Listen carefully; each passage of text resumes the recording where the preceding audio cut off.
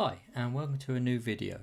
This video is around the setup of the GTB19000AI ASUS router. So this is the series like previously you have seen my unboxing video. So if you haven't seen that yet, then I'll put that into the playlist and then into the description so you can watch that. So this is the initial or first setup of the ASUS router. And again, why I like ASUS routers is normally the setup process is near enough the same for all ASUS routers. And this is kind of the new setup process now, as you'll see here. Before, everything was set up using HTTP, so that means it was unencrypted, and potentially there were, if someone was on your network, they could see the details that you're actually using, you know, your password and username to set up their router. Now this is more secure, they're using HTTPS, and basically you can see here they're just saying that you need to swap over to that when you first set this up. So I'm using the a web browser on my computer, but you can use the app if you want to. It's roughly the same process. It gives you more features sometimes using a web browser, and again you can use any device if you're using a web browser. So you can use your phone, your tablet, your Mac, your Windows, or your Linux computer, and whatever browser you decide to choose. So here I just typed in 192.168.50.1, and that's a standard normally ASUS router kind of IP address, and it takes you to the front loading screen. So you can see here it's just asking you basically about, it's telling you about the old process and then the new one, and where to basically download. So you click on here, this will download the cert.crt file or certificate file. Again, depending on your device, it will basically go through a different process, but like with Windows or Mac or anything like that, even on your phone, once you download it and try and open the file, it will walk you, there's normally a kind of operating system wizard that will walk you through to trust this certificate and add it to your system, basically authorization store. So there's a QR code as well if you're interested, so you can scan that from this screen if you want to learn more details. Then you can click here to continue. So what that'll do is that'll take you to this kind of wizard here. So it basically is just warning you that you might receive, depending on your browser, saying that the connection is not private. It is still encrypted. It's again, this is a kind of limitation, is where is that ASUS can't generate a specific certificate for everyone, so they have to make it generic, and this is why you'll get this kind of connection problem sometimes that comes up. Again, it's okay for this instance, but be wary if this comes up, this kind of error comes up when you're surfing the internet. That it might mean there's something wrong, so just be wary of this, but in this case it's okay. So we just click on yes, and you'll see where it's saying the connection is not private like we just saw in the animation, and we click proceed. It will then load up your important end user license agreement, so again around here, and you just make sure you read and understand this according to your laws and everything else. It does also ask you to certify that you are over 16, because then you can agree to these terms and conditions and the privacy policy in a minute. Click agree, and again, as we said, this is the privacy notice, so it's quite short here, but the actual main policy is here, and I can take you to it. So again, you have to agree to this if you want to get the most out of your router or router if you're in the UK. So click agree, and you've got two options here. So you can see here that it does give you many options for languages, so to set up your the router. And again, this is not just specific to this BE19000AI. This setup process is roughly the same. It will have some other options that some networks will not have, so your router might not have all three bands from the 2, the 5 and the 6 gigahertz. So just be wary, it might be a little bit different, but you've got the options. You've got a create a new network that most people will use, or you have advanced settings. Advanced settings will take you to this kind of process where potentially normally you can use this to actually load if your factory reset this router for some reason, or you want to set it back to settings that you saved or backed up. You can restore them normally using this option here, but I normally like to even if I'm resetting it, I'd like to create a new network because I'd normally store it, write down all the details that I have for my passwords for the Wi-Fi and the usernames and things like that. So if we click on create a new network, you can see here basically it's giving you to set up your local login. So this is your admin login. So set up your local username and password. So this is for accessing not your Wi-Fi but your actual router. So if you connect by your app later on, and then also if you use the web browser to log in, this will be the login details. This is not your Wi-Fi details. I'd advise you to, like it says here, it does ask you to update them, and it does have specific passwords, so you can't just put in password 123 like you used to. And then also it's quite good to actually change, even if you don't want to change the password, it's always good to change the username to something more secure. You can, so this is ticked by default, is using your default login password. So basically this you'll find here is your local login details or your router login details on the bottom or the back of your ASUS router. If you want to be more secure, like I normally advise, is change this username and change the password to something, and potentially use a password manager to make it more secure and to remember.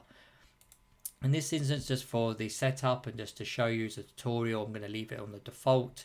But again, I advise you to update this. And of course, if you are going to update this, please write it down somewhere safe, like in your password manager, or write it on a bit of paper and leave it in your drawer kind of thing, so you remember how to log in.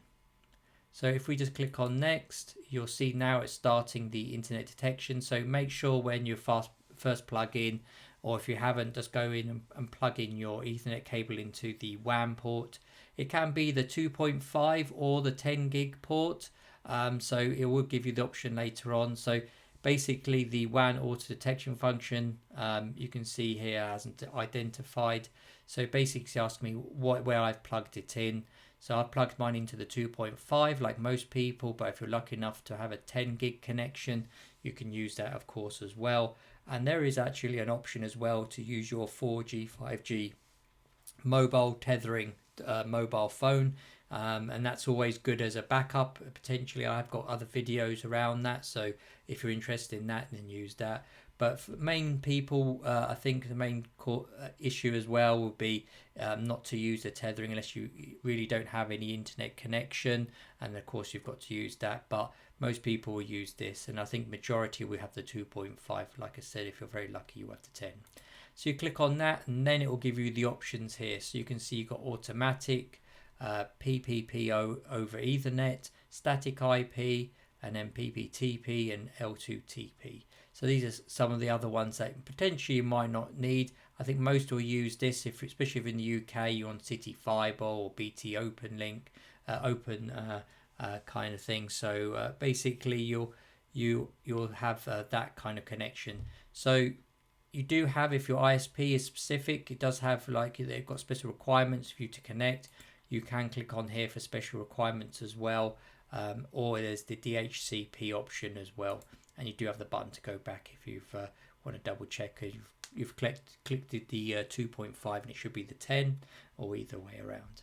So for this instance, I'm just going to make it easier. I'm just going to choose automatic. But again, if you do select PPOE, then of course you will have a username and password your internet service provider would have given you, and you type that in there. So once I've done that, you'll go into assigning your Wi-Fi. By default, it does separate all the networks. So like I said to you, your router might not have the, if not the specific one, it might only have the 2.4 and the 5 gigahertz. But in this one is tri-band, so this will have the 2.4, the 5 and 6 gigahertz. And you can see there it's got all the default and set up here. Again, I'd advise most people would customize all of this with your own passwords and usernames, so you can distinguish between what the 5 gigahertz and the 6 gigahertz is as well. If you are someone that wants it just try and easy as possible and just remember one kind of password and Wi-Fi name, is that you can untick the separate and then let the router choose which band the device connects to. But more advanced people will probably use a separate kind of 2, 5 and 6. But again, if you just want an easy life kind of thing, you'll just have that one there and let the router choose what is best for the device. So when we click apply, once you've done that, and again it does click here to say if you want to find out your Wi-Fi password, the default ones, they're on the back or the bottom of your, normally on the bottom of your Wi-Fi router.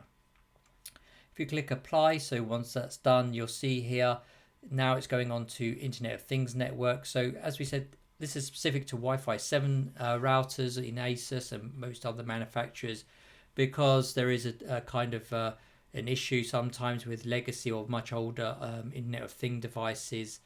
They don't like connecting on Wi-Fi 7 for best compatibility. They always advise you to set up a separate network, and this is what's done by default.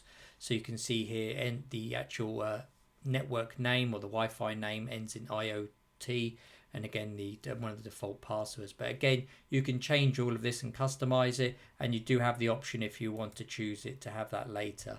But again, this is something you can choose, like it says, for legacy devices, but also for security if you want to separate your IoT devices from your main network. So if we click on apply, so once we've done that, it will start to apply those settings, and normally it will load up and give you show you your password and then your network name so you remember it. Do give it 5-10 minutes while it restarts and everything else. I don't think it's frozen or anything like that. Don't switch it off while it's actually going through them. So you can see here that's actually set up now, and so it's going to start restarting. It just reminds you as well, for good practice, the network name and the network password. This is going to be like the default one or the custom one you've just typed in, like I have. You can go down here again. It's basically set up the IoT device and everything else, and then step 2, it's saying afterwards go to the asusrouter.com, and that will take you straight to the web page and everything else. Just be aware, if that doesn't work, just type in the normal 192.168.50.1, and then it should load up.